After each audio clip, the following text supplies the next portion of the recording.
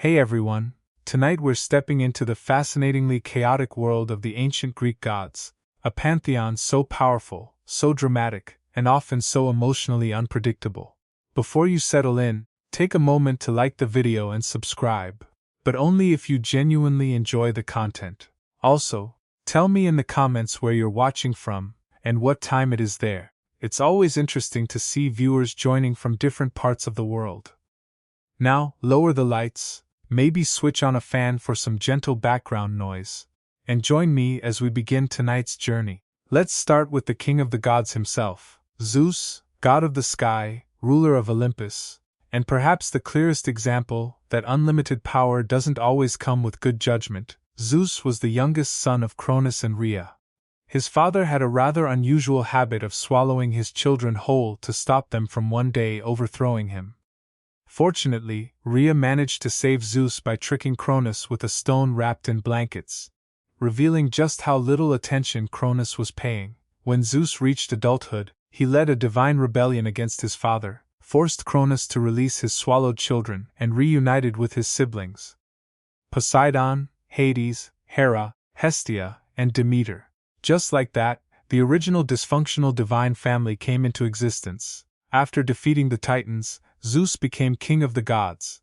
He ruled the heavens, controlled thunder and lightning, and was responsible for maintaining cosmic order, justice, and sacred oaths, at least in theory. In reality, Zeus spent a surprising amount of time transforming into different animals and pursuing romantic interests: swans, bulls, eagles, golden mist.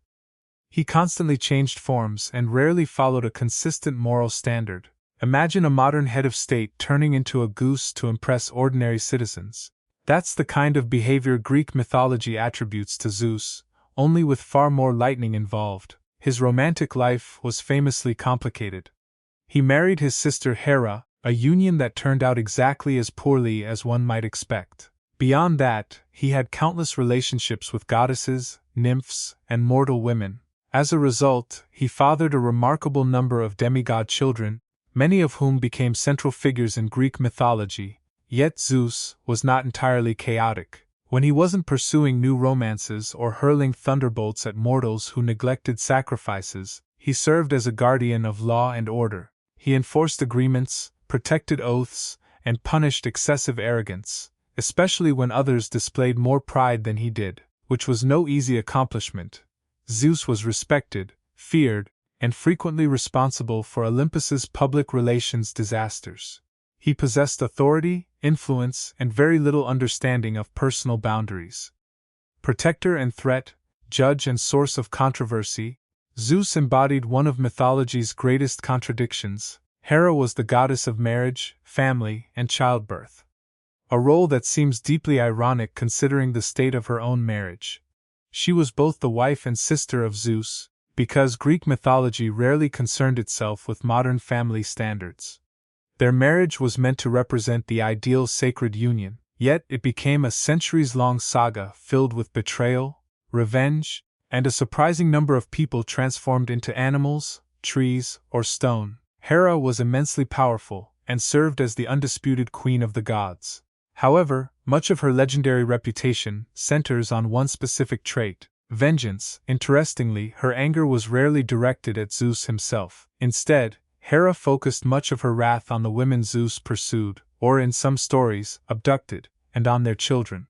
She transformed one woman into a cow, cursed another so she could speak only through echoes, and even attempted to destroy the infant Hercules by sending serpents into his cradle. To some extent, her frustration is understandable. Imagine serving as the goddess of marriage while your husband continually invents new methods of romantic deception.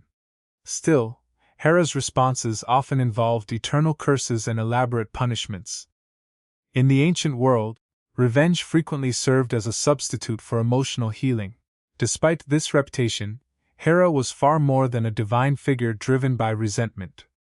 She protected women during childbirth, defended the sacred institution of marriage, and punished those who broke important oaths.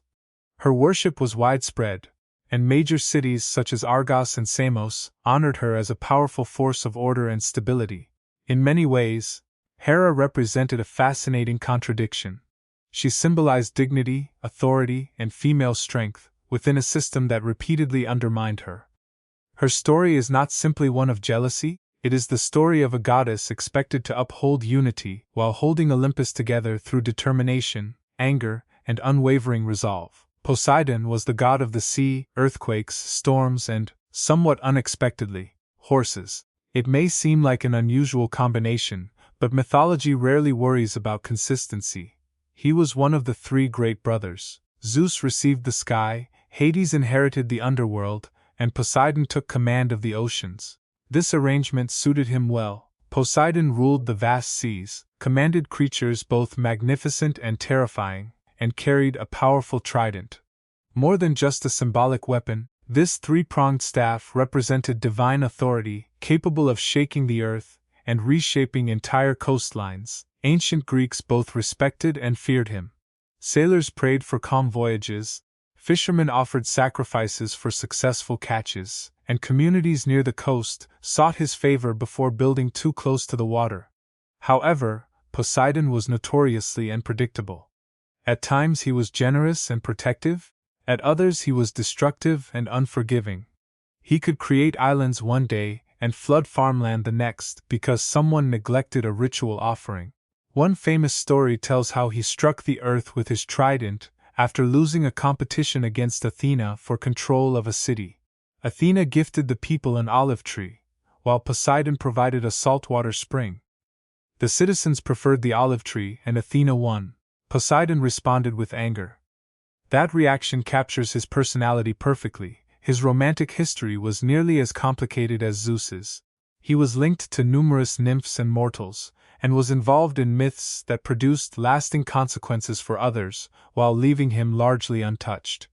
Even so, Poseidon was more than a temperamental force of destruction.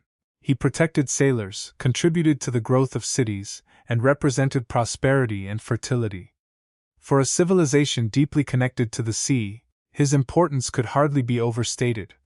Like the ocean itself, however, Poseidon could shift from calm to dangerous without warning, reminding everyone that his favor should never be taken for granted. Hades was the god of the underworld.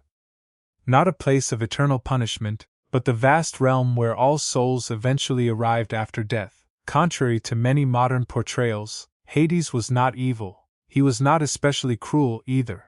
More than anything, he often seems like a ruler burdened by endless responsibility. While Zeus received the sky and Poseidon the seas, Hades inherited the underworld.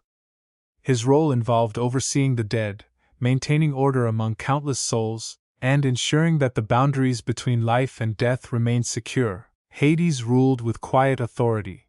He was not dramatic, loud, or attention-seeking. He did not throw lightning bolts or interfere in every divine conflict. Instead, he focused on managing the enormous responsibilities of eternity. His kingdom was also called Hades, reflecting the ancient tendency to name places after their rulers.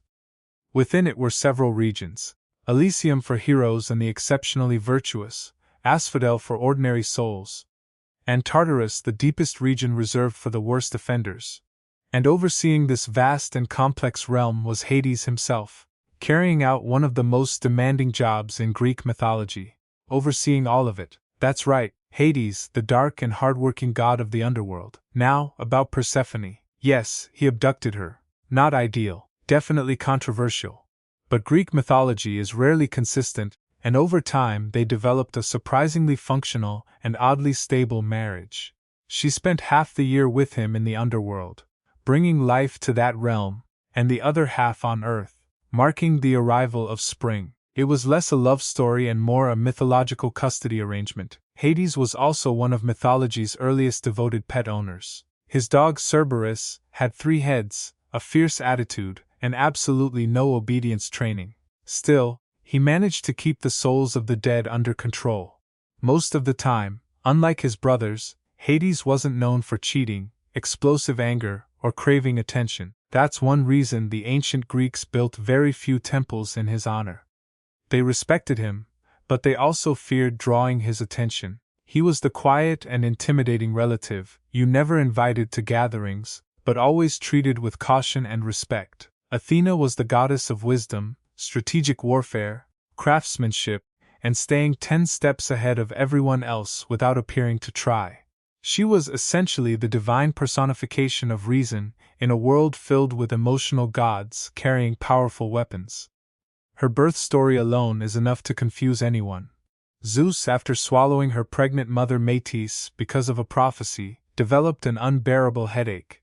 Instead of taking medicine, he had his skull split open with a hammer. Out emerged Athena, fully grown, fully armored, and seemingly already tired of everyone around her. From the very beginning, Athena showed that she had no patience for foolishness. Unlike her battle-loving brother Ares, she saw warfare as a game of strategy. Battles were problems to be studied, controlled, and won with intelligence rather than brute force. If Ares represented a chaotic street fight, Athena represented a command center filled with carefully planned strategies. She was also the goddess of crafts. At first, that may seem unrelated to warfare, but in Athena's hands, even weaving became a contest of skill and precision. Just ask Arachne, a mortal who challenged the goddess to a weaving competition.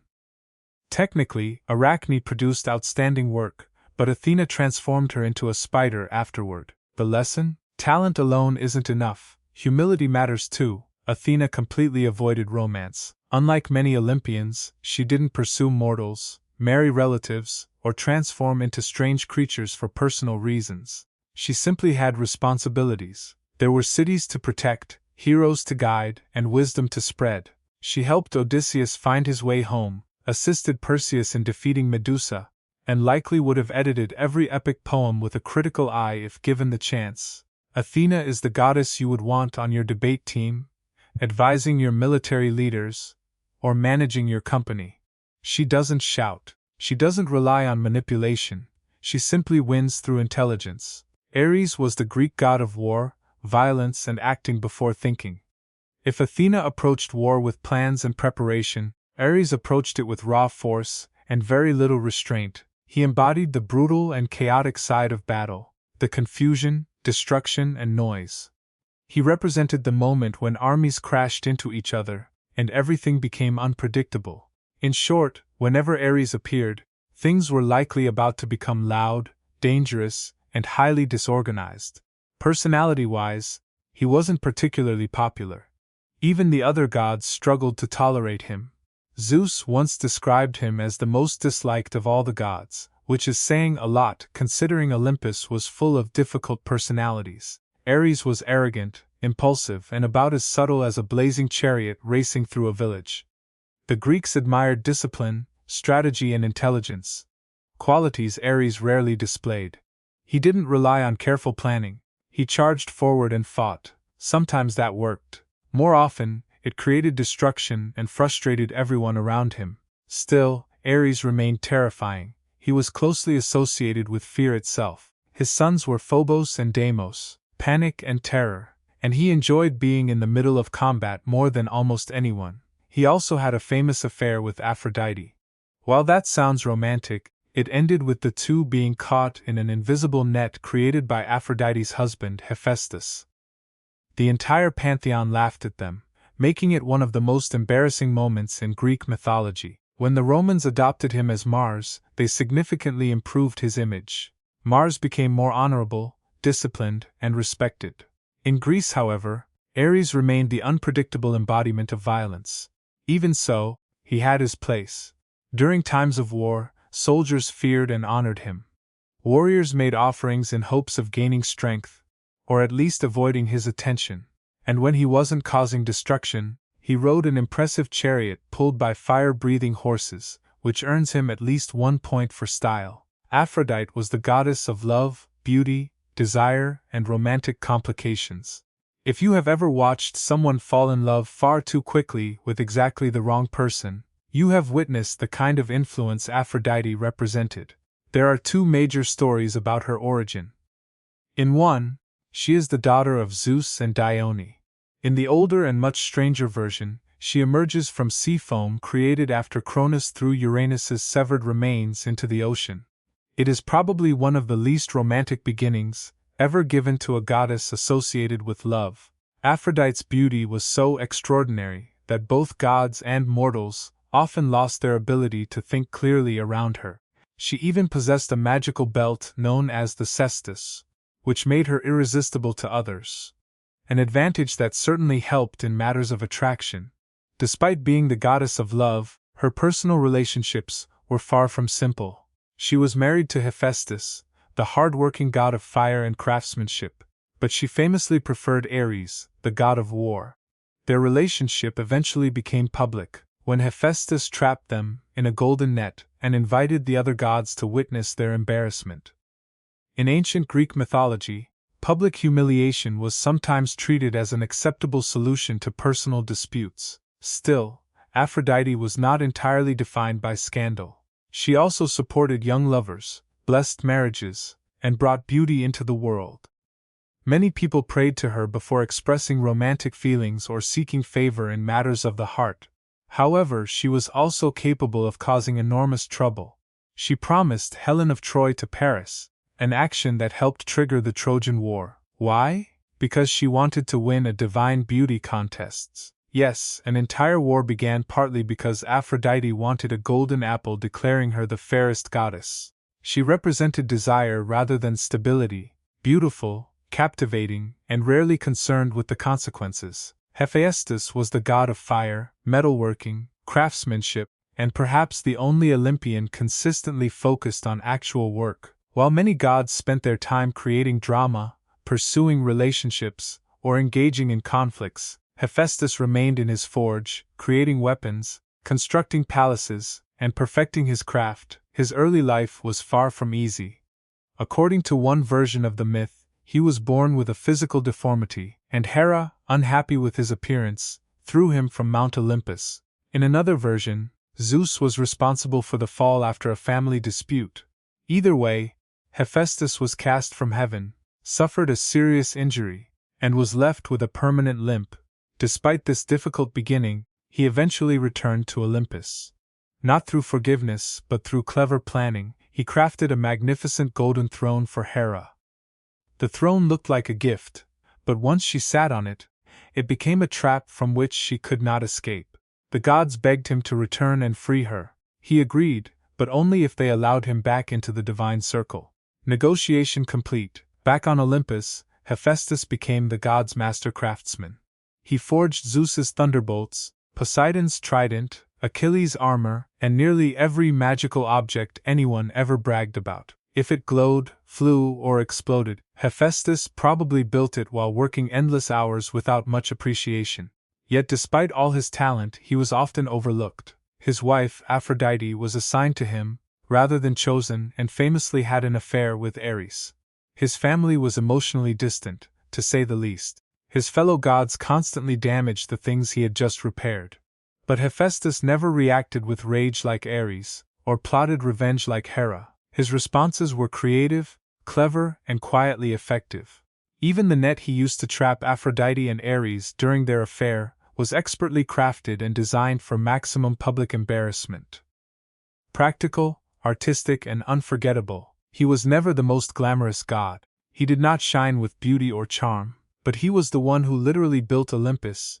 Hephaestus was the unsung hero, the hard-working deity among the gods, the patron of blacksmiths, artisans, inventors, and anyone who has ever shouted at a broken machine before fixing it with determination and improvisation. Hermes is the god of travelers, commerce, thieves, messages, and suspiciously fast talking. He is the god with winged sandals, a staff that probably came without instructions, and an attitude that suggests he has already eaten 3 olives and told 2 lies before breakfast. Unlike most gods, Hermes started causing trouble immediately. On the very day he was born, he climbed out of his cradle, stole Apollo's cattle, invented the lyre using a tortoise shell, and then returned to his crib before anyone noticed. That was day 1. Most gods needed centuries to create that much chaos. Hermes managed it in only a few hours. He is best known as the messenger of the gods, but that description barely covers his role. He did not simply deliver messages. He guided heroes through dangerous lands, escorted souls to the underworld, and likely invented the divine version of express delivery. Whenever trouble appeared, Hermes was usually 2 steps ahead of it, leaving behind a vague explanation and a confident smile. He was also the god of trade and commerce, because apparently the same deity responsible for honesty in business was also responsible for theft. Hermes represented negotiation, persuasion, and flexible entrepreneurial skills. In many ways, he was the patron of merchants, travelers, pickpockets, and anyone who has ever negotiated a better deal at a market. But Hermes was more than a charming trickster. When it truly mattered, he was dependable. He helped Odysseus outsmart Circe. He provided Perseus with the tools needed to defeat Medusa. He also guided souls into the underworld with surprising care, showing that beneath his playful nature was someone who took his responsibilities seriously. Hermes carried a famous symbol known as the caduceus, a winged staff wrapped by two intertwined snakes. It is often mistaken for the symbol of medicine, which is amusing considering Hermes was better known for speed, cleverness, and crossing boundaries than for healing. If Olympus had an IT department, Hermes would be the energetic tech expert who solves your problem in 2 minutes, speaks entirely in abbreviations, and then disappears before you can ask any follow-up questions. He is clever, fast, unpredictable, and remarkably likable. The god of getting things done, escaping consequences, and never sticking around long enough to explain how. Demeter is the goddess of harvests, agriculture, grain, and the life-giving forces of nature, provided she is in the right mood. When Demeter is pleased, crops thrive, trees produce fruit, and the world overflows with abundance. When she is upset, winter arrives, famine spreads, and everything begins to wither. She is one of the quieter Olympian gods. She does not throw thunderbolts, start wars, or transform people into animals. But quiet should never be mistaken for weak. With a single decision, she can shut down the world's food supply. As it turns out, she once did. Enter Persephone, her beloved daughter, and the flower child of Olympus. One day, Persephone was peacefully gathering flowers when the earth suddenly opened. Hades, ruler of the underworld and notorious abductor, emerged and carried her away. A classic mythological family crisis. Demeter was devastated. She wandered the earth searching for her daughter and refused to allow anything to grow until Persephone was returned. Crops failed. Animals starved. Mortals pleaded for help. Demeter's response remained simple. No Persephone, no harvest. Eventually, Zeus stepped in, mainly because humanity was suffering and sacrifices were becoming scarce. A compromise was reached. Persephone would spend part of the year with Hades and the rest with Demeter. And according to the myth, this is how the seasons began. During spring and summer, Demeter rejoices and the earth flourishes. During autumn and winter, she mourns and nature declines. So one of humanity's most important natural cycles is explained through a mother's grief and determination. Agriculture, driven by emotion and mythology at its most memorable, Demeter also possessed a powerful sense of justice. She taught humans how to cultivate wheat and build civilizations. Yet she also once attempted to make a royal infant immortal and reacted dramatically when the ritual was interrupted. The line between nurturing goddess and fearsome earth sorceress could be surprisingly thin. At her heart, however, Demeter represents care, resilience, and the sacred bond between mother and child. She gives life to the earth and can just as easily take it away. Dionysus is the god of wine, revelry, fertility, theater, madness, and those questionable choices people make after a few drinks too many. He is the living embodiment of celebration, wrapped in ivy, slightly intoxicated, and possibly accompanied by a panther. His birth was as dramatic as the rest of his story. Dionysus was the son of Zeus and a mortal woman named Semele. When Hera discovered the relationship, as she inevitably did, she tricked Semele into asking Zeus to reveal his true divine form. The result was disastrous. Semele was destroyed by the overwhelming power of Zeus's presence. Zeus then rescued the unborn child and, in one of mythology's strangest moments, stitched Dionysus into his thigh until he was ready to be born. Greek mythology rarely settles for ordinary explanations. As he grew older, Dionysus traveled across the world spreading winemaking, celebration, excitement, and occasional existential confusion. He was accompanied by satyrs, maenads, and other wild followers, creating a moving festival wherever he went. His worship involved much more than drinking wine. Dionysian rituals encouraged people to abandon social expectations, release their inhibitions, and embrace freedom. His festivals featured masks, theater, music, and decisions that probably seemed wiser at the time. Imagine a massive cultural festival with divine involvement and significantly higher risks. However, Dionysus was not only a god of joy, he possessed a dramatic temper. Those who mocked him, rejected his worship, or disrupted his celebrations often faced unusual consequences. One ruler who outlawed his cult was driven into madness and ultimately destroyed by his own people. Another individual was transformed into a dolphin. Dionysus did not believe in small punishments. He preferred unforgettable lessons, yet he was also compassionate, particularly toward outsiders, misfits, and those rejected by society. He offered comfort to the broken, a voice to the ignored, and sometimes transformed people into vines, which was probably symbolic in some way. Dionysus represents a fascinating contradiction. He is joy and chaos, creativity and madness, liberation and destruction. He is the god who inspires artistic brilliance one moment and leaves you dancing barefoot in a vineyard the next, wondering how you arrived there. Artemis is the goddess of the hunt, wilderness, wild animals, and the moon. She is also the goddess of no, I will not explain myself. And yes, that was absolutely a warning. Usually depicted carrying a bow and possessing very little patience, Artemis was one of the few Olympians who never needed thunderbolts or love potions to command respect. She relied on precision, discipline, independence, and a loyal pack of divine wolves. Twin sister of Apollo, Artemis entered the world in true overachiever fashion. Shortly after her own birth, she helped deliver her brother. From that moment on, she wanted nothing to do with men. She rejected marriage, romance, and anything that looked remotely like emotional vulnerability. Instead, she wandered through forests, hunted stags, and surrounded herself with a devoted group of maiden followers who shared her love of nature and complete lack of interest in drama. Artemis is best known for her purity. Not in a delicate, Victorian sense, but more in a cross me and you'll regret it kind of way. Take Actaeon, for example, a hunter who accidentally came across her while she was bathing. Rather than calmly discuss personal boundaries, she transformed him into a stag and allowed his own hunting dogs to tear him apart. Lesson learned: she was fiercely protective, especially of women and children.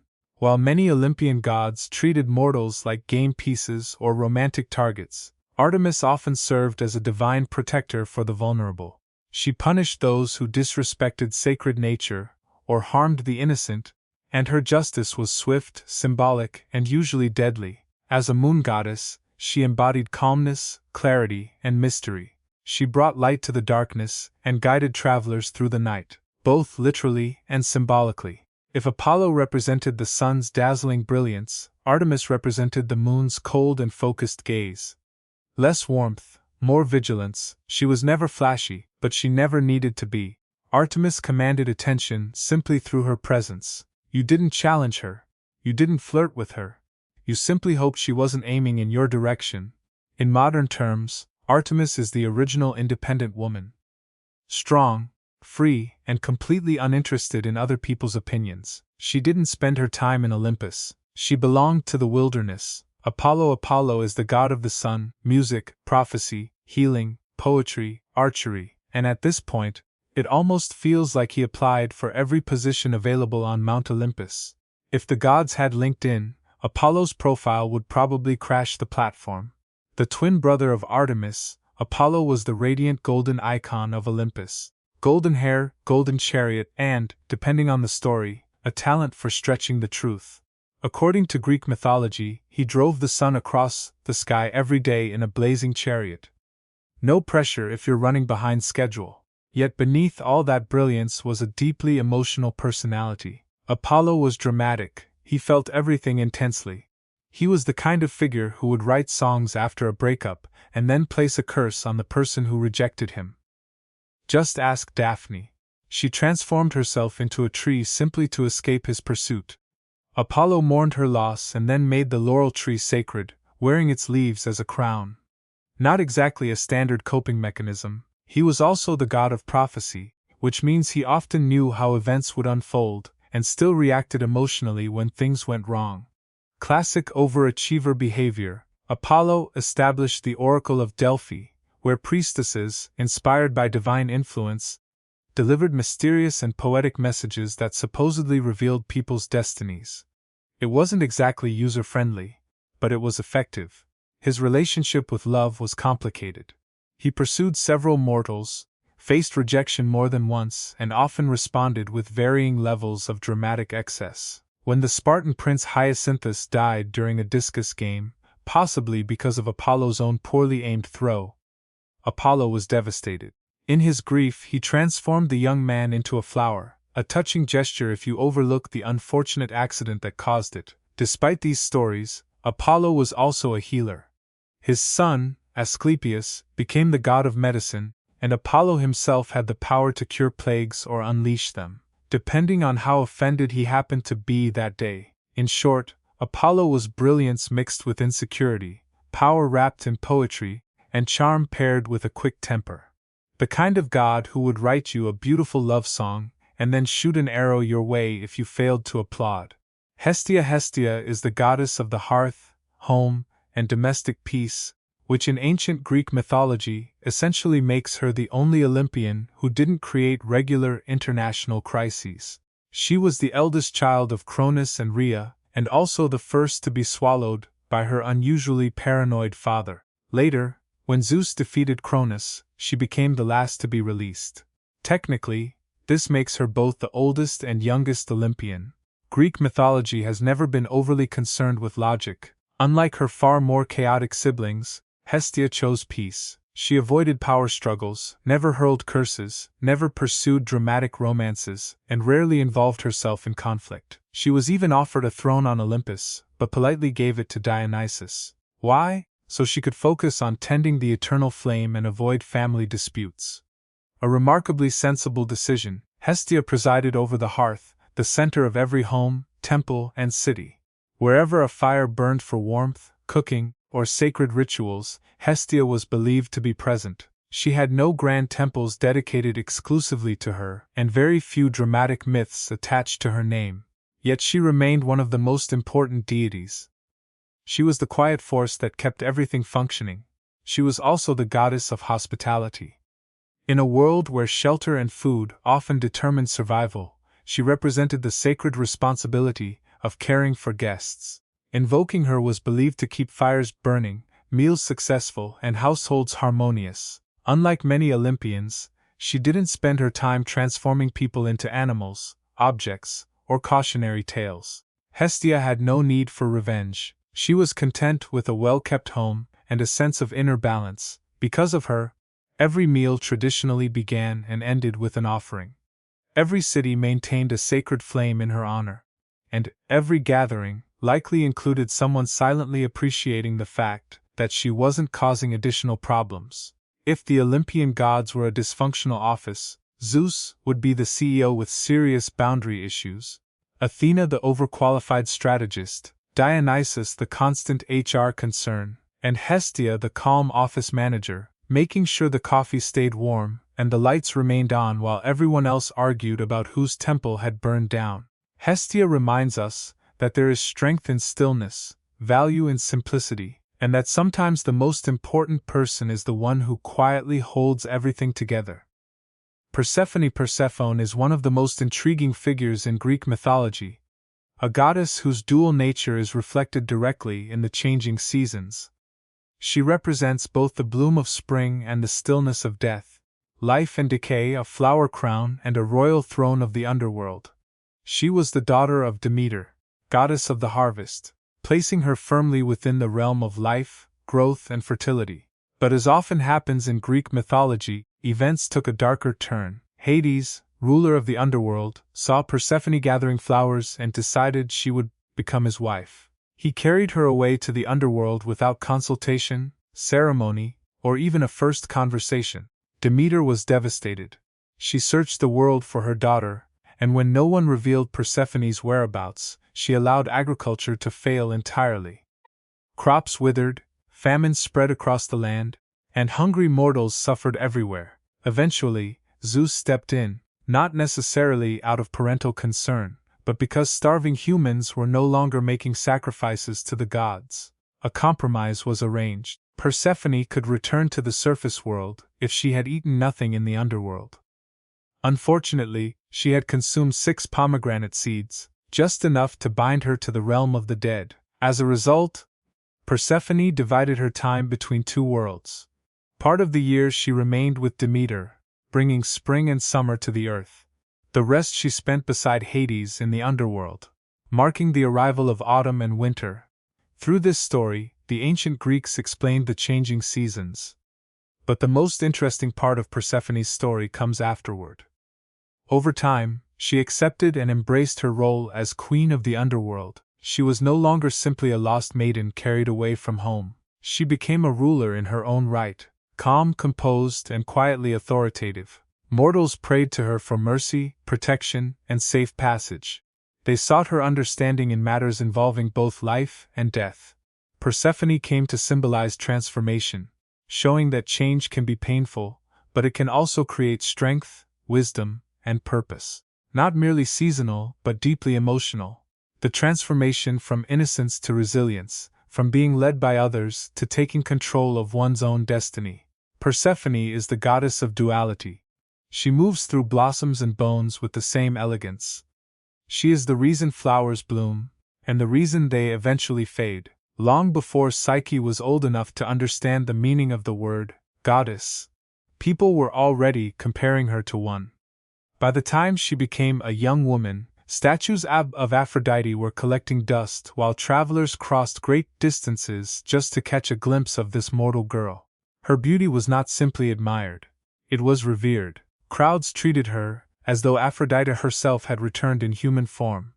People whispered that she had to be divine, that no ordinary woman could possess such beauty by chance. Yet for Psyche, all this admiration felt empty. She moved through towns and cities like a ghost, praised yet distant, celebrated yet isolated. No one dared approach her with genuine affection. Men admired her as if she were a masterpiece in a gallery, perfect, silent, and unreachable. Even her family, though proud of her, grew increasingly concerned. Her 2 sisters had married noble men, started families, and built the kind of warm, grounded lives Psyche secretly longed for. But no suitor was willing to pursue a woman believed to rival Aphrodite herself. And that was where the danger began. The gods were never fond of competition, especially Aphrodite. Watching her temples become quieter while mortals placed flowers at the feet of a mere human girl filled the goddess with fury. To her, Psyche was not an innocent young woman. She was a living insult, carved into flesh, yet Psyche knew nothing of this. She spent her days wandering through gardens alone, speaking to no one. She had never known the touch of a lover, or heard promises whispered in the darkness. Her beauty had become a burden, creating distance between her and the one thing she truly desired, a soul that could see beyond her face. At dusk, she often stood by her window, watching the horizon disappear into twilight, wondering if this was simply her destiny, admired by everyone, yet truly held by no one. No priest, oracle, or traveler could offer an answer, until one day, someone did, but it was not a man, it was not a priest, and it was not a mortal, it was a goddess, and she had not come to offer love. She had come seeking revenge. On Mount Olympus, beauty was more than appearance, it was influence, and no one possessed it more completely than Aphrodite. She was the goddess of desire, attraction, and irresistible charm. Yet recently her temples had grown quiet. Her statues stood neglected beneath the sunlight. Why? Because mortals had begun honoring a human girl, Psyche, as though she were the new goddess of love. To Aphrodite, this was not merely offensive. It was an act of betrayal. From her heavenly throne, the goddess watched with growing envy. Her resentment soon transformed into hatred. She had punished kings for lesser offenses. How dare a mortal steal her worshippers? How dare she exist as a challenge to divine beauty? And so Aphrodite did what only a goddess could do. She summoned her son, Eros. Eros was no ordinary deity. Yes, he was the god of love, but not the gentle romantic love celebrated in poetry. Eros dealt in chaos. He ignited desire where it did not belong. He made rulers fall for tricksters, Queens fall for servants, and enemies become obsessed with one another. His arrows never asked permission, they shattered reason, loyalty, and sometimes entire kingdoms. Aphrodite's command was simple: make Psyche fall in love with the most hideous and miserable creature on earth. Something grotesque. Something monstrous. Something lower than even the worms beneath the soil. Let her understand what it feels like when love becomes a cruel joke. Eros, ever loyal to his mother, accepted the task. With his bow across his shoulder and a quiver full of enchanted arrows, he descended to the mortal world beneath the cover of night. He found Psyche asleep in her chamber.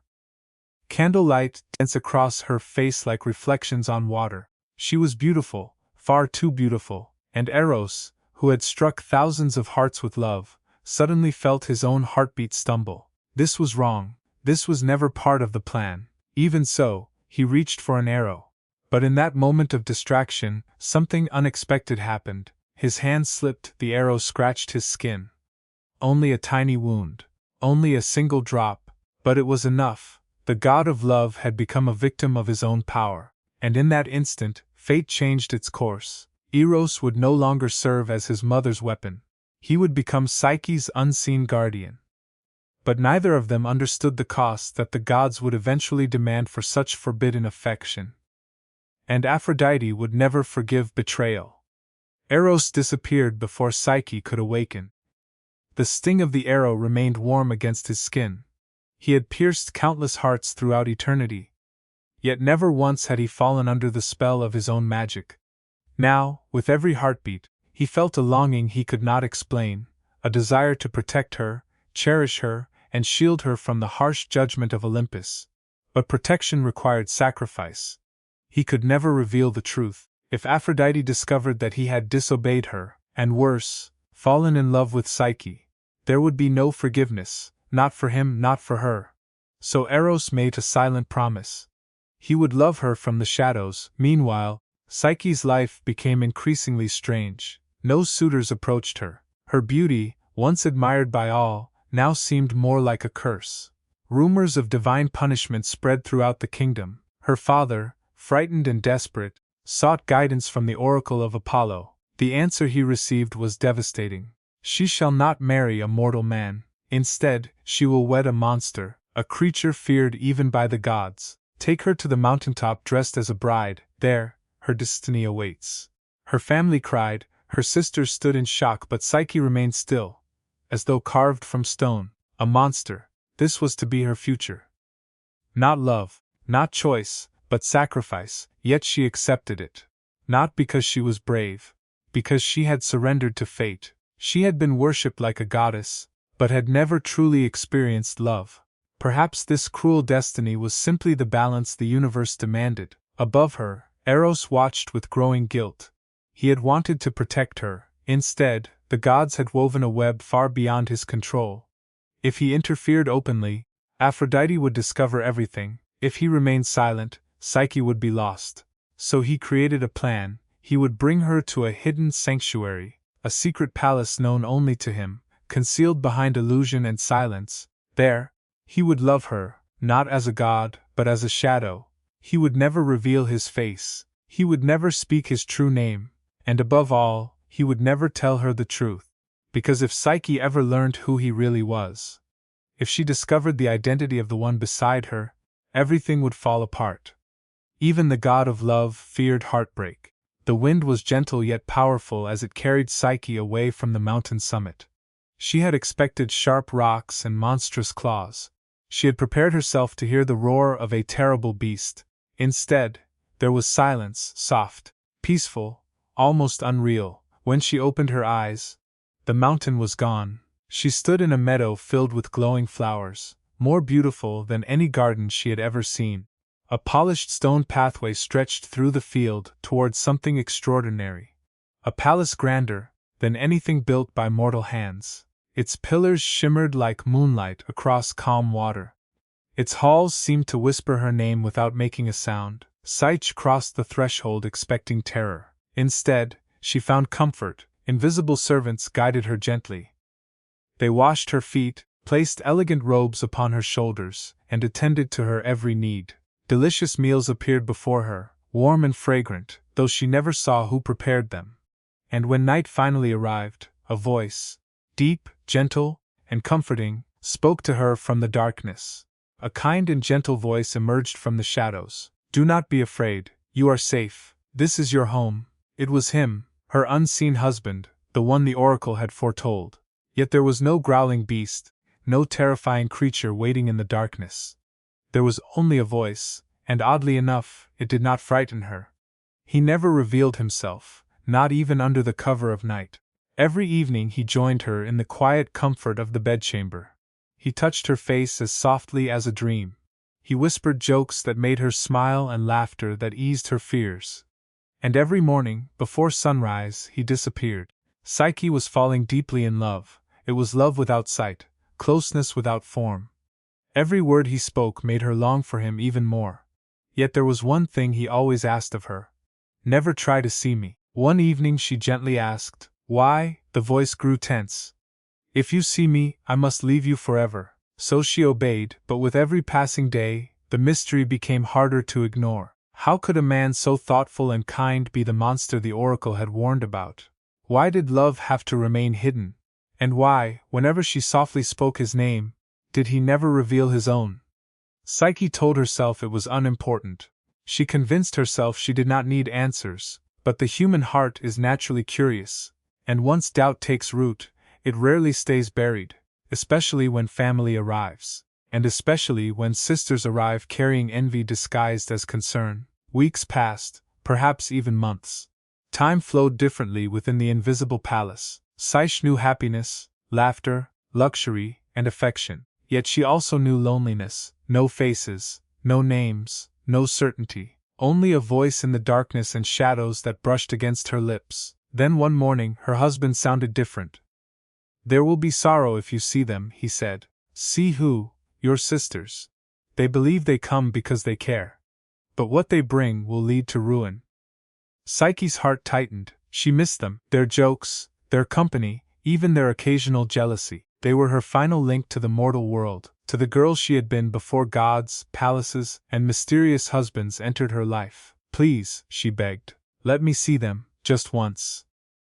Eros hesitated, but he could never refuse her. Finally, he agreed with a warning. "Do not let their words destroy what we have. They will try to weaken your trust. You must not listen." And so the same winds that had once carried Psyche away, now brought her sisters to the gates of the invisible palace. The moment they saw her, they were astonished. She was alive. More than alive. She looked radiant, dressed in silks finer than those of any queen. Her skin seemed to shine like starlight itself. They embraced her warmly, laughing and smiling, though beneath their smiles envy remained. "Where is your husband?" one asked. Psyche smiled. "He only comes at night. I've never seen him." The sisters exchanged shocked glances. "You've never seen him?" She shook her head. "He won't allow me to see his face." The other sister gasped. "What if he is hideous? What if he's a monster? Or worse, what if he is one of the gods, deceiving you and laughing behind your back?" Their voices sounded caring, but Psyche sensed something had changed. The rivalry they once shared was still alive, now transformed into something darker. Jealousy sharpened every word. "He keeps you hidden," they said, "blind and dependent. Is that love? Or a prison?" The seed of doubt had been planted. They watched it begin to grow and quietly smiled. As they prepared to leave, they kissed her cheeks and whispered one final suggestion. "Take a lamp with you one night. Look for yourself. If he truly loves you, what harm can the truth cause?" Psyche watched them disappear into the wind. And for the first time since arriving in her paradise, she could not stop trembling. Not because of fear, because of curiosity. That night, sleep would not come. She lay beside him beneath soft silk sheets. His arms rested gently around her, his breathing calm and steady. But her thoughts were louder than everything else, louder than his heartbeat, louder than love itself. Her sister's words repeated endlessly in her mind. What if he is a monster? What if he is deceiving you? What if he is not who you believe he is? She had trusted completely. She had given her heart to a voice hidden in darkness. But was that love? Or was it surrender? Carefully she slipped from the bed as silently as falling snow. In her hand was a small bronze oil lamp, already burning. Her heart pounded as she moved closer. Her hands shook as she lifted the light. And when the glow touched his face, she gasped. Not a monster, not a deceiver, not a god hiding behind another identity. A man of breathtaking beauty. Golden curls rested against the pillow. His lips were relaxed in peaceful sleep, and from his back extended magnificent wings, divine and feathered, folded quietly behind him. This was Eros, the god of love, and he had chosen her. Tears filled Psyche's eyes, not from fear, from guilt. He had trusted her. He had warned her. He had loved her, and she had doubted him. She leaned closer, wanting to kiss him and whisper an apology before the moment disappeared forever. But fate had other plans. A single drop of hot oil slipped from the lamp and landed on his bare shoulder. Eros awoke with a cry of pain. His wings spread wide. His eyes reflected heartbreak more than anger. You broke your promise, he said, his voice empty. You trusted fear more than love. I'm sorry, Psyche whispered, falling to her knees. I only wanted to know. Eros stepped back, the glow around him fading. Now you do. And with those words, he vanished. The palace collapsed behind him. The invisible world they had shared unraveled like mist in the wind. Psyche stood alone upon a barren hillside, the lamp still warm in her hands, and her heart completely broken. She had seen the god of love, and she had lost him. Not because of destiny, but because of doubt. Barefoot and devastated, Psyche wandered across a world that suddenly felt cold and empty. The gardens were gone. The grand halls were gone. The comforting voice that once greeted her every night was gone. The sky offered no answers. The earth brought no comfort. Only regret remained. Every step carried the weight of sorrow. She called for Eros in forests, across rivers, through open fields, and even within her dreams, no answer came. The god of love had disappeared, not from Olympus, but from her life. Desperate, Psyche returned to her father's home, but the palace that once welcomed her now echoed with rumors. Her sisters, pleased by her suffering, claimed she had married a demon and lost everything. No one believed her story of love, gods, and a winged husband. So she left again, not because she was forced to, because she had a purpose. She would find Eros, no matter how far she had to travel, no matter what dangers awaited her, even if it required entering Olympus itself. But mortals do not simply walk into the realm of the gods. So Psyche sought the one person who might guide her path. The one who had set everything into motion, Aphrodite. Yes, she was afraid. The goddess had every reason to despise her. But if Eros still cared for her, if even the smallest hope remained, then Psyche was willing to face the wrath of Olympus itself to earn forgiveness. She found Aphrodite not inside a golden temple, but in a private garden surrounded by mirrors. The goddess stared into her own reflection, as though searching for flaws that did not exist. When Psyche approached, Aphrodite did not turn around. I warned you once, the goddess said coldly, and still, you touched what belonged to me. Psyche knelt before her. I love him, Aphrodite laughed. You love him? You mean the son you betrayed? The god you doubted? I was foolish, Psyche admitted, but I will do whatever it takes to earn back his trust. At last, Aphrodite turned toward her. Her eyes were as sharp as blades. Anything. Psyche nodded. The goddess smiled, but there was no kindness in it. Then you will suffer. You will be tested. And perhaps when your suffering ends, you will finally be worthy of my son. And so began a challenge not of physical power, but of loyalty and devotion. Psyche would have to face every part of it alone. Aphrodite wasted no time. Her beauty was famous throughout the heavens, but when angered, her cruelty was just as legendary. If Psyche hoped to see Eros again, she would need to prove herself through a series of impossible trials. The first task appeared simple at first glance.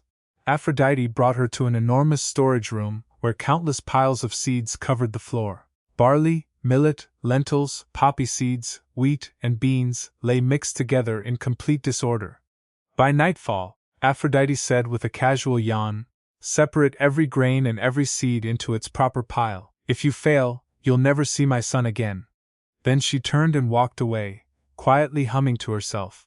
Psyche looked at the overwhelming mess. Even 1,000 workers could not have finished such a task in a single day. Still, she knelt down and began sorting one seed at a time.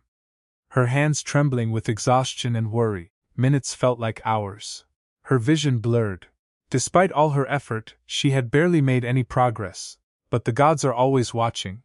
And sometimes, so are the smallest creatures. Without Psyche noticing, a line of ants had been observing her struggle. These were no ordinary ants. They were sacred to Demeter, goddess of the harvest. Perhaps they pitied the young woman. Perhaps they were moved by the strength of her love. Suddenly, hundreds of tiny legs rushed across the floor. The ants moved in perfect coordination, forming living streams that separated the seeds with astonishing accuracy. Within moments, disorder became order. Barley gathered in one pile, lentils in another, millet arranged in neat clusters. It was as though nature itself had decided to bend time. When Aphrodite returned at dusk, she expected failure. Instead, she found perfection. Her eyes narrowed. "You had help," she said sharply. Psyche lowered her head. "I only did what I could." Aphrodite's expression shifted, caught somewhere between irritation and reluctant amusement. She had never expected the mortal girl to complete the task, much less do so with such humility. But it didn't matter. Many trials still remained, more difficult ones, more dangerous ones. "This is only the beginning," the goddess warned. "If you wish to see Eros again, you'll need far more than luck." Yet Psyche, tired, aching, but still standing, simply nodded. "I'll do whatever it takes." Because true love was worth more than divine comfort and greater than mortal pride. And Psyche's struggle had only just begun. Psyche had barely recovered when Aphrodite presented her with a second challenge. This one was even more cruelly designed. "Do you see that river?" the goddess asked, pointing toward a winding stream shining beneath the afternoon sun. "It runs beside a meadow where wild rams graze. Their wool is made of gold. Bring me a tuft of it, just a handful, and try not to die." A smirk crossed her face before she vanished, leaving Psyche alone. Psyche knew immediately that this was no ordinary task. The golden rams were sacred creatures. Their eyes burned with wild fury, and their horns were as deadly as sharpened spears.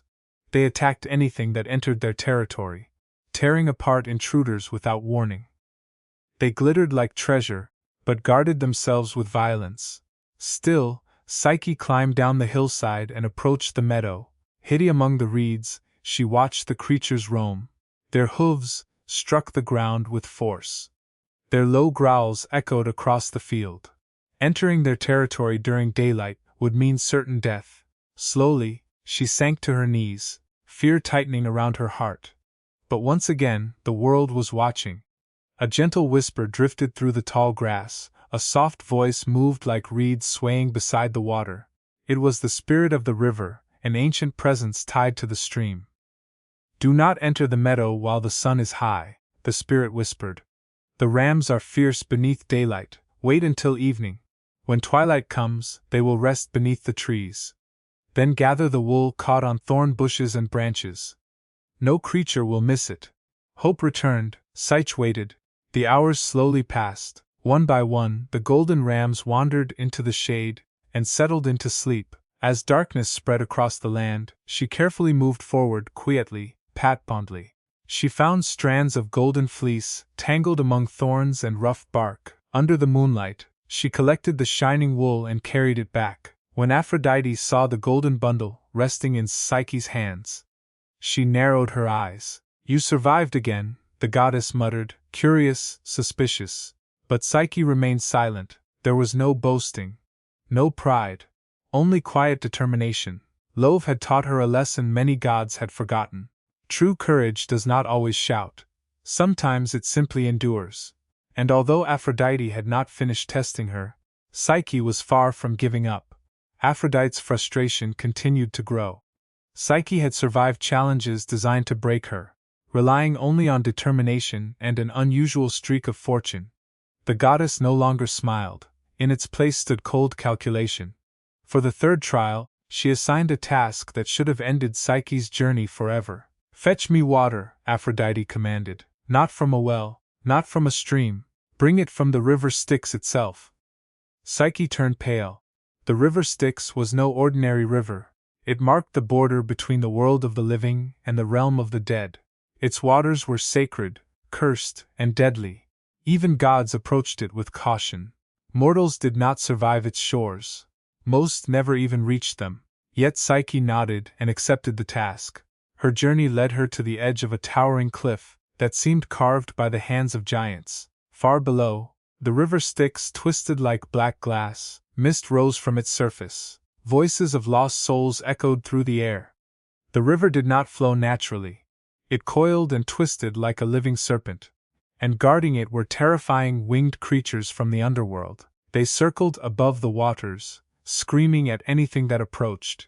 Their claws were sharp enough to tear flesh from bone. There was no safe path, no clear solution, no visible hope. Psyche collapsed beneath a rocky ledge, clutching the crystal vial Aphrodite had given her. Just a sip, the goddess had mocked, enough to show you tried. Then something changed. A shimmer flashed through the air, a sharp hum echoed overhead. From the sky descended a magnificent eagle with golden eyes. Sent by Zeus himself, the royal bird landed beside her. Without speaking, it took the vial from Psyche's hands. Its wings spread wide, then it launched into the air and soared toward the deadly river. The guardians of the underworld shrieked, but none dared attack. Even death respected the authority of Zeus. Moments later, the eagle returned. The vial was now filled with the dark, shimmering waters of the Styx. It placed the container back into Psyche's trembling hands. She never asked why Zeus had chosen to help her. Perhaps Eros had once aided him. Perhaps even the gods admired the strength of true devotion. When Psyche returned, Aphrodite accepted the vial in silence. Once again, Psyche had succeeded. But one final trial remained, and it would lead her to a place that even gods approached with caution. Not every love story survives a journey into the underworld. Aphrodite's voice was colder than the Styx itself. For your final task, she said, you must travel to the realm of Hades.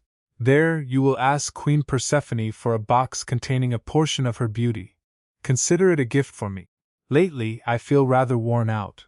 Your existence is exhausting. The command was essentially a death sentence. Even the bravest mortals avoided the underworld. The living were not meant to enter Hades' kingdom and return. But Psyche no longer hesitated. If the road to Eros passed through darkness, then darkness would not stop her guide by whispers from unexpected allies. Some voices say it was Demeter who guided her, while others claimed it was unseen spirits of mercy. She discovered a hidden entrance, a cave that cut through the earth like an ancient scar long forgotten. She carried with her 2 coins for Charon, the ferryman, and barley cakes for Cerberus, the 3-headed guardian hound.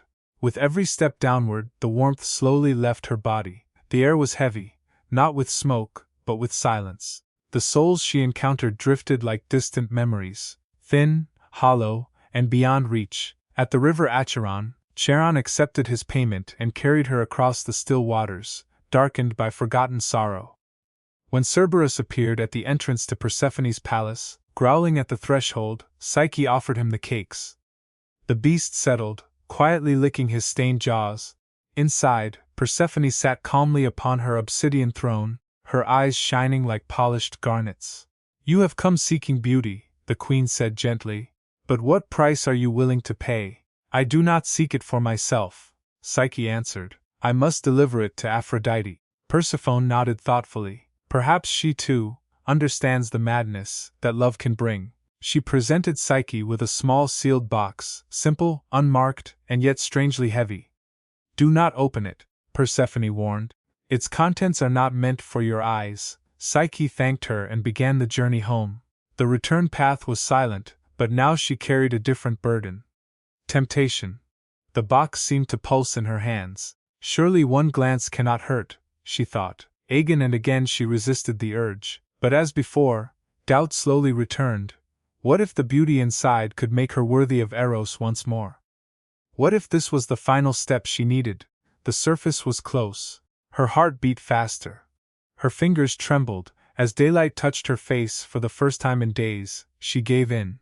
She opened the box. Darkness immediately swallowed her. The moment Psyche lifted the lid, expecting beauty and light, A cold mist poured out like a breath from the grave. It was not beauty, it was not divine radiance. It was sleep. Not ordinary sleep, but the eternal slumber of the underworld, crafted by Persephone to preserve her power, rather than enhance Aphrodite's beauty. Psyche did not scream. She did not struggle. She simply fell. Her body settled gently onto the grass at the edge of the mortal world. The sealed box rested beside her. Her limbs became motionless, her breath silent. She was not dead, yet she was not truly alive. She was trapped in an endless pause, her curiosity having brought her to complete stillness. And that could have been the end of Psyche's story. But love often survives even where death waits. Far away on Olympus, Eros had never forgotten her. His wounds had healed, but his heart remained unchanged. Forced apart by his mother's command, he had endured visions of Psyche facing one impossible trial after another. When he learned that she had entered the underworld, he understood why. She had done it for him. She had defied Aphrodite. She had challenged death itself. All because of love. That was no ordinary mortal, that was a queen. Eros defied his mother and rushed from Olympus in a blaze of golden wings. He crossed the heavens at incredible speed, the clouds breaking behind him, until he found Psyche lying still and silent, like a marble statue resting beneath the evening sky. Dropping to his knees beside her, he wept, not from sorrow alone, but from regret, anger, and a love too deep for words. Carefully, he lifted the box and sealed it once more. Then he leaned forward and kissed her. Not a magical kiss, not a spell. Simply a kiss filled with promise, memory, and hope. Slowly, her eyes opened.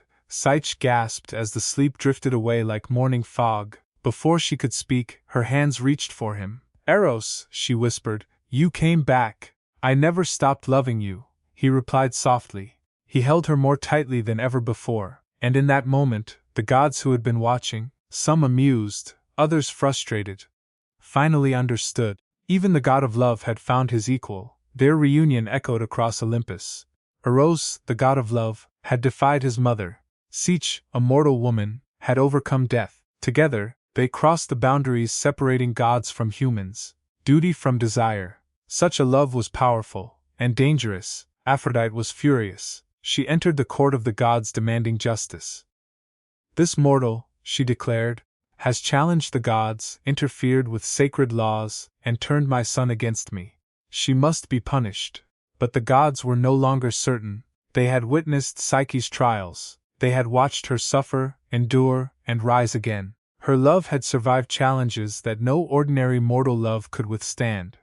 Still, a judgment had to be made, so all eyes turned toward Zeus. The ruler of the gods sat quietly upon his throne, lightning in one hand and destiny in the other. He had seen everything, from Psyche's failures to her triumphs, from her doubts to her unwavering devotion. Finally, he spoke.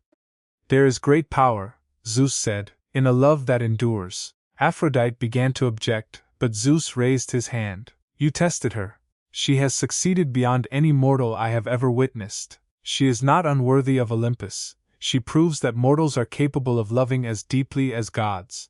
Then he looked at Eros and Psyche. "You wish to remain together forever?" Both nodded. "Then so it shall be." With a motion of his hand, Zeus summoned a golden goblet filled with ambrosia. "The drink of the gods." He offered it to Psyche. "Drink, and you will no longer be mortal. Your heart will beat with eternity. Your soul will live among us. Yet your trials will remain part of you, just as all of us carry the stories that shape who we are." Psyche accepted the goblet.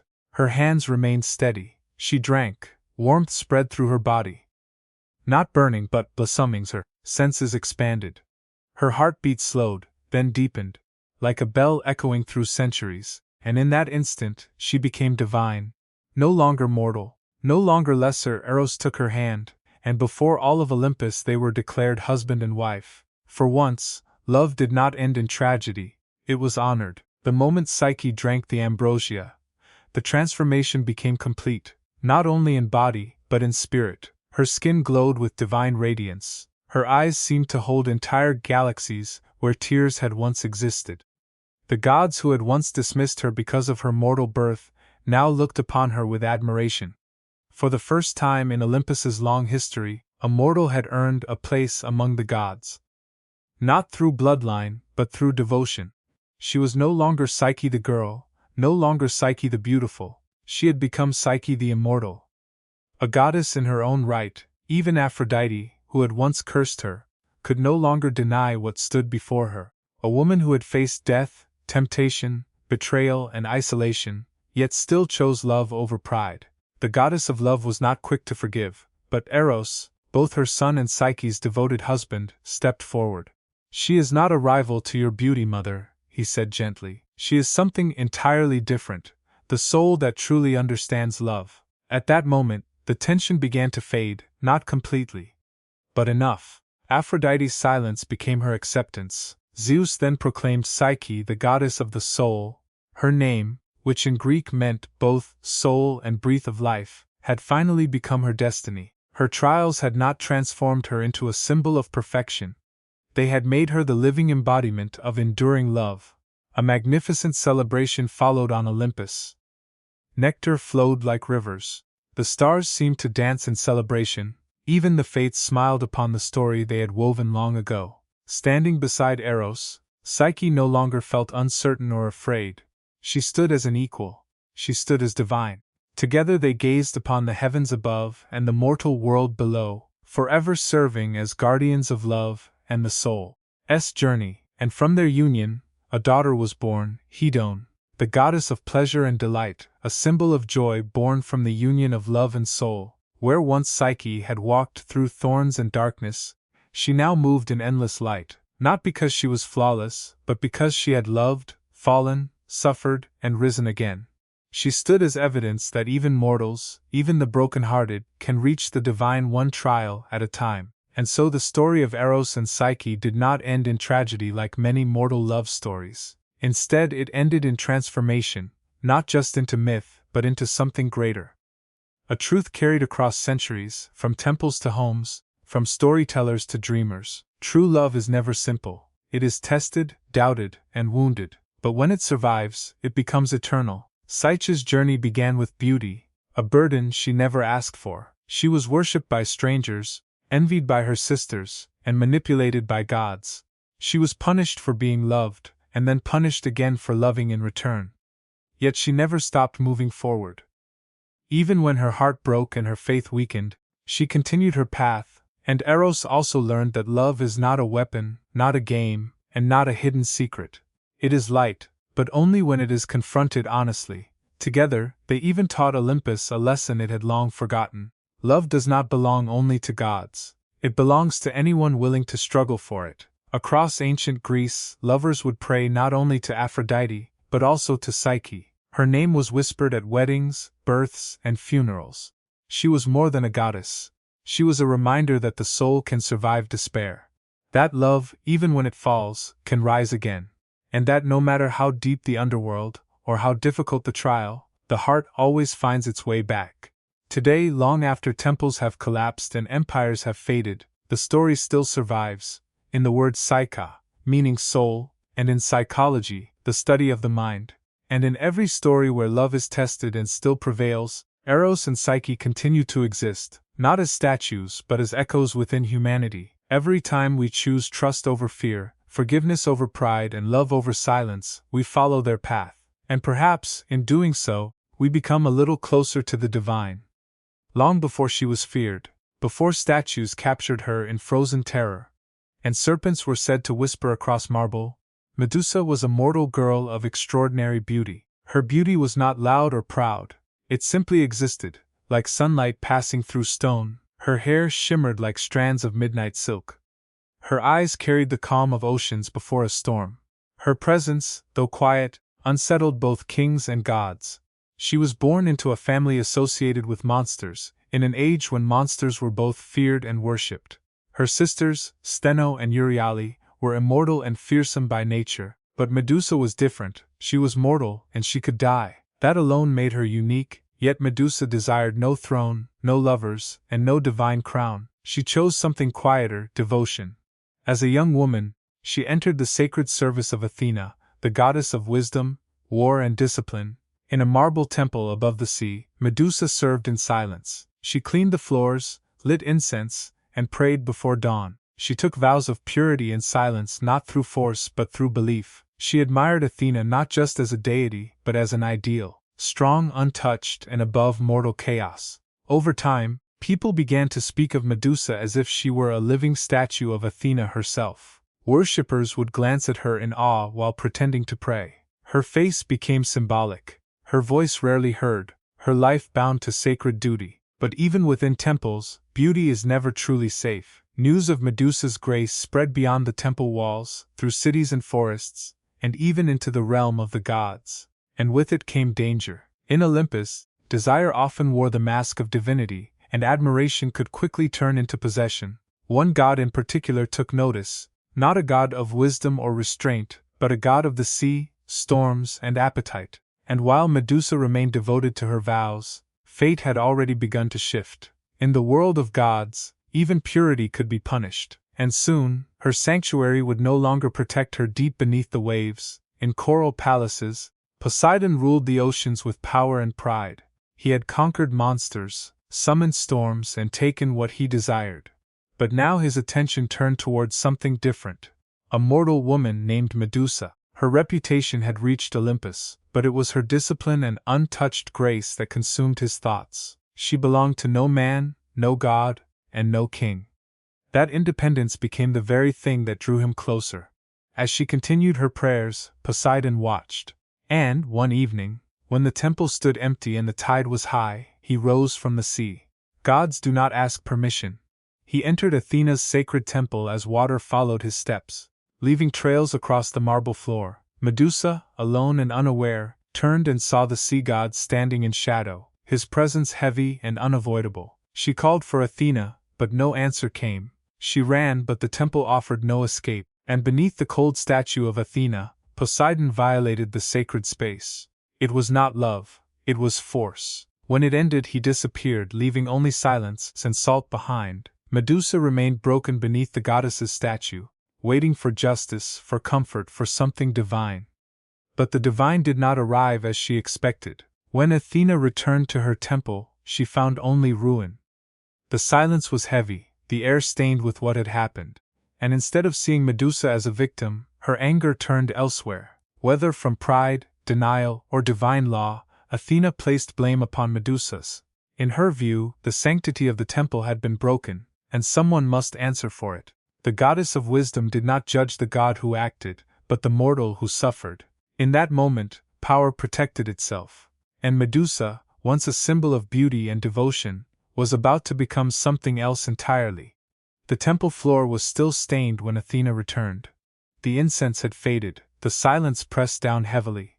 Medusa knelt, head lowered, waiting in shame before the goddess she had served. But Athena's expression held no mercy, only judgment. Her sacred space, built on discipline and purity, had been defiled, and though Poseidon had caused the violation, it was Medusa who would bear the consequence. To Athena, forgiveness was not an option. The damage demanded a permanent symbolic punishment. She stepped down from her statue's pedestal and stood above Medusa, who trembled in confusion, still hoping for mercy, but mercy did not come. Instead, Athena's voice filled the marble hall like thunder. "You have brought shame into my house. Let the world witness what becomes of beauty that leads to ruin." With a single motion, she reached forward and touched Medusa's forehead. The change happened instantly. Golden hair shifted into living serpents, their hissing echoing like distorted prayers. Her skin lost its warmth. Her eyes became a weapon. Eyes that were once gentle and sorrowful, now carried a deadly power. Anyone who met her gaze would turn to stone. Friend or foe, it made no difference. It was not protection, it was isolation, a curse presented as defense. Medusa screamed, but her voice was no longer fully human. Her tears, once like salt water, dried before they could fall. Her breath grew still. Even her reflection destroyed mirrors. Worst of all, she could no longer look at any living being without harming them. Athena did not cry, she did not turn away, she simply observed as her devoted priestess, once faithful and beautiful, became something else entirely. A monster. The temple doors closed behind Medusa as she fled into exile, her cries echoing across the hills. No home, no temple, no companions, no prayers, only stone left in her path. From Olympus, Athena returned to her throne without change, as the gods believe punishment only needs to last, not to be fair. Medusa's face would outlive memory. Banished from temple and city, Medusa wandered alone in the wilderness, feared and cursed. Each step she took left stone in its wake. Birds in flight, deer in the brush. Even insects that crossed her gaze froze instantly. She eventually sought isolation far from human reach, beyond rivers and ruined lands, reaching a barren island at the edge of the world, untouched by gods and mortals alike.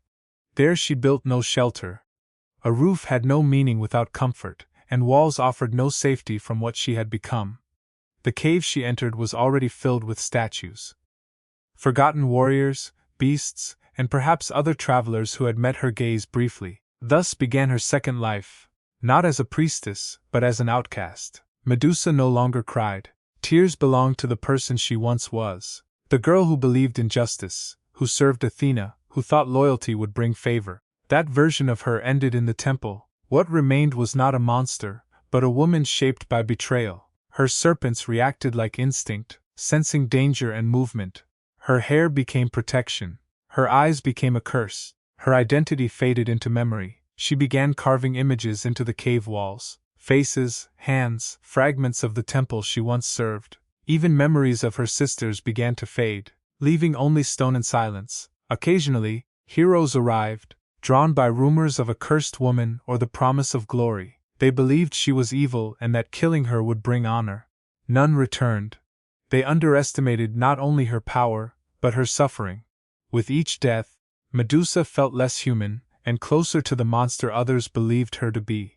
Her humanity did not disappear at once, but it weakened. The gods no longer looked her way. Far from her cave, in Greek cities and temples, her name changed. It was no longer spoken with sorrow but with fear. Medusa the Gorgon, Medusa the Cursed, Medusa whose gaze turns men to stone. Her past as a devoted priestess was erased and replaced with myth. A creature of horror was created in her place. They did not speak of what led to her fate. The divine actions behind her curse were removed from the story. Priests and poets reshaped the tale, keeping the gods pure and the monster clear. Children were warned with her name. Soldiers engraved her face on shields, not as respect, but as mockery and warning. Her image spread across art and temples, not in honor, but as a symbol of fear. Medusa became a story used by the very forces that abandoned her. From exile, she only felt the weight of what she had become in others' words. She never asked to be a legend.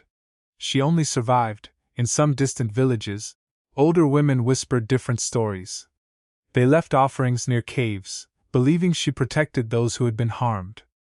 To them, she was not only a monster, but something closer to a guardian of the wronged. But such voices were quiet. Heroic tales were louder. Medusa remained hidden, unaware of how divided her name had become. Monster to some, symbol to others. What she knew was simple. No matter how far she went, people would continue to come. Men with swords, driven by glory, believing her death would make them heroes. They never cared who she was, only what she had become.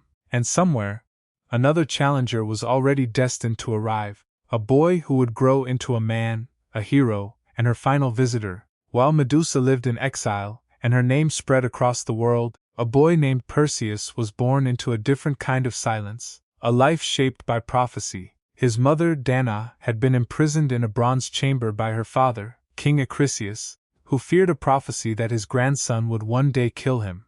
But divine will cannot be contained. Zeus reached Danae not through force, but as golden rain, entering the sealed chamber unseen.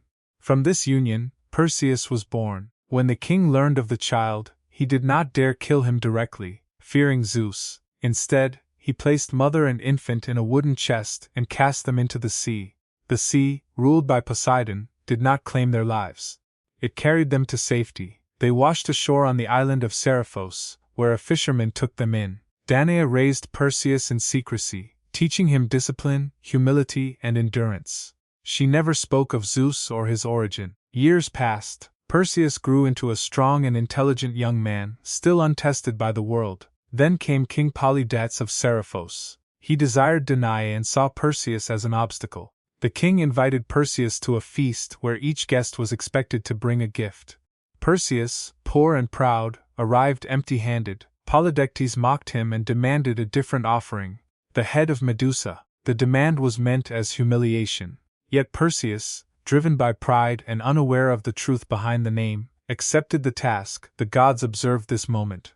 Athena, still burdened by her role in Medusa's fate, saw an opportunity, not for justice but for balance. She and Hermes appeared to Perseus in visions, guiding him and providing tools: winged sandals for flight, a polished shield like a mirror, and an adamantine sword and the helm of Hades to disappear from sight. But no gift came without meaning. Perseus had been chosen not only to slay a monster, but to complete a myth. One that did not begin with him, but with a young girl alone in a temple, praying to gods who never answered. Perseus set out with divine tools by his side, and the burden of a king's challenge on his shoulders. But finding Medusa was not as simple as crossing land or sea. Her location had been lost to time, hidden even from the gods who had cursed her. To find her, Perseus needed knowledge beyond mortal reach. He sought the Grey Ones, 3 ancient sisters who shared a single eye and a single tooth between them. They were older than the gods themselves, living in the space between shadow and nightmare. They knew where Medusa lay, for they were bound to her fate. Perseus did not beg or plead. He waited until one sister passed the eye to another and then seized it from their grasp. "Tell me," he demanded, holding their only sight hostage, "or remain blind forever." They hissed, but eventually spoke. They revealed a distant island beyond mortal maps, past jagged rocks that shattered ships like glass, where stone statues lined the shores like fallen soldiers, an island where no birds sang and no stars lingered. The lair of Medusa.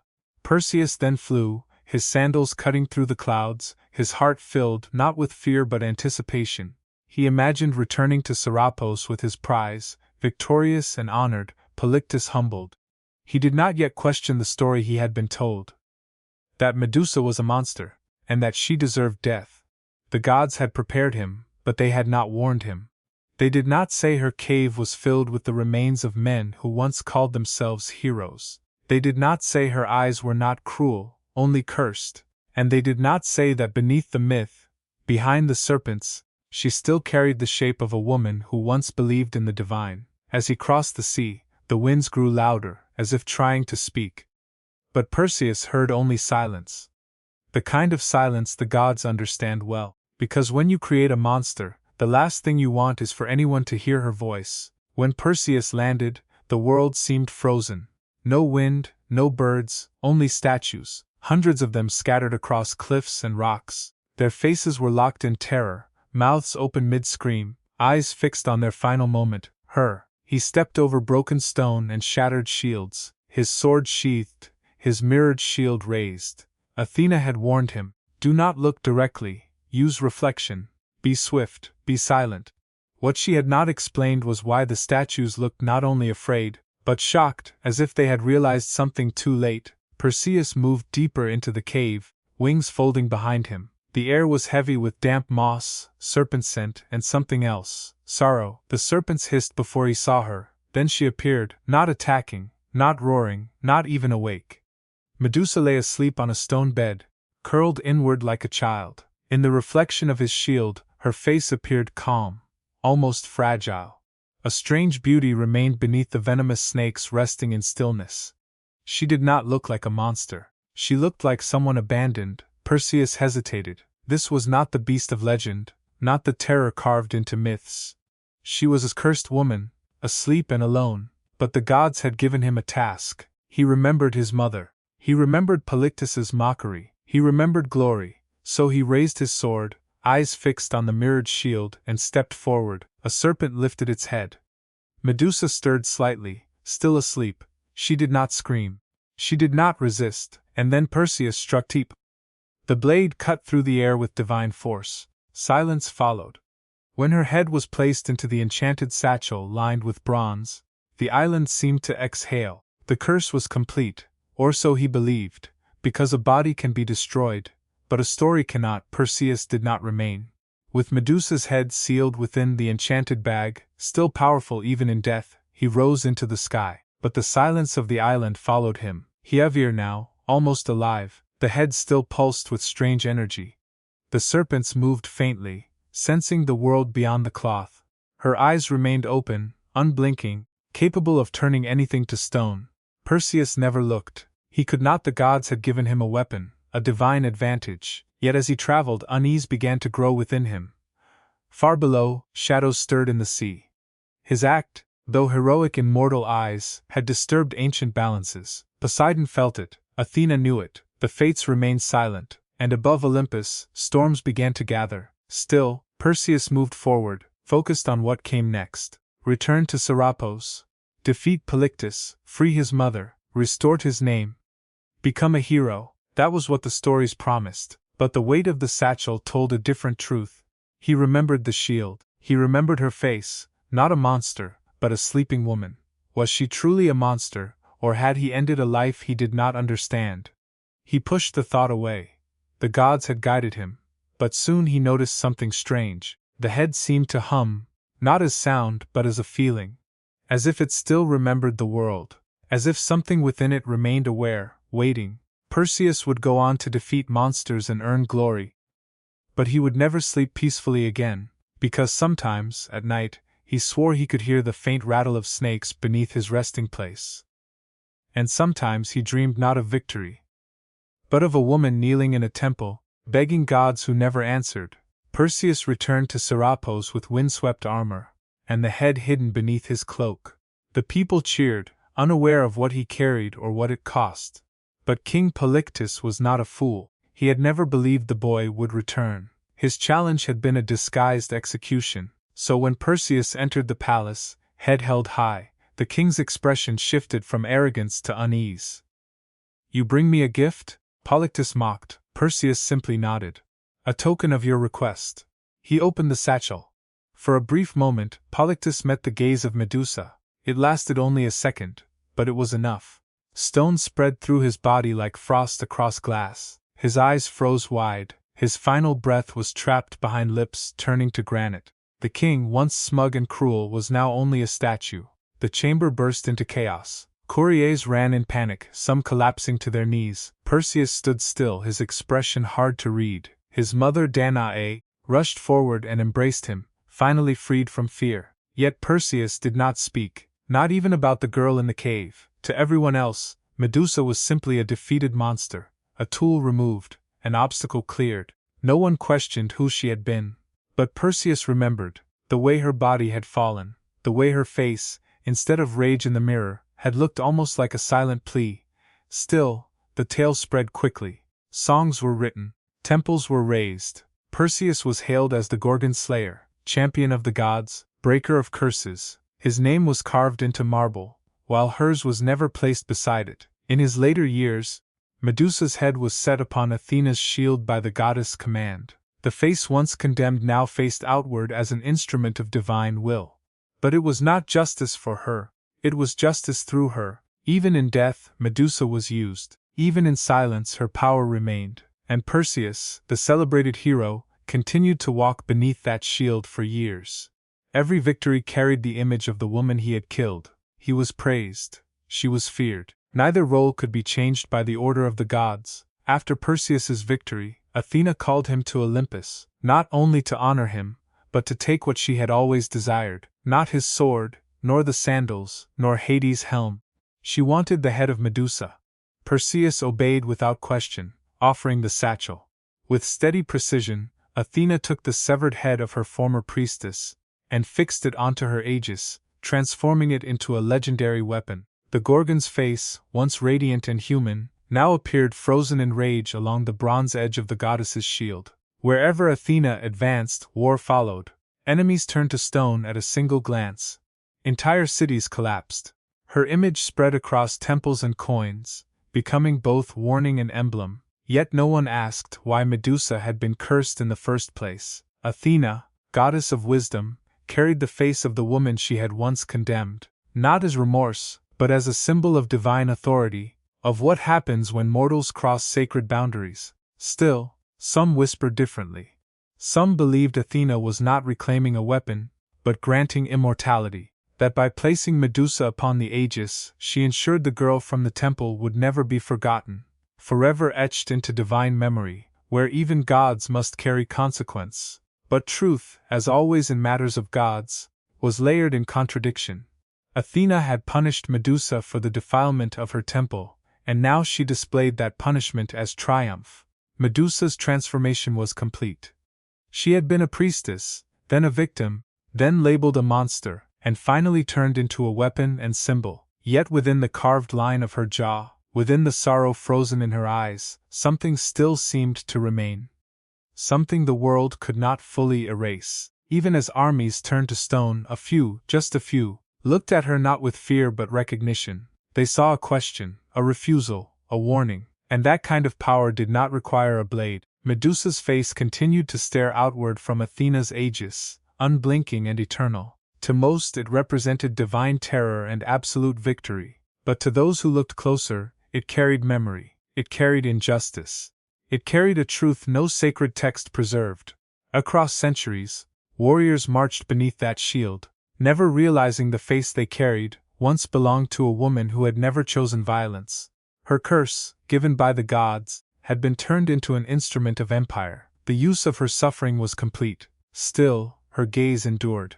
Long after her voice was taken, she witnessed countless battles. She saw kings rise and fall, empires fracture, heroes grow corrupt. She saw temples built in honor of men who once called her a monster, and prayers whispered by those who understood loss. At times, women left small offerings, clay serpents hidden in corners of shrines, strands of hair wrapped in cloth, silent names placed into darkness.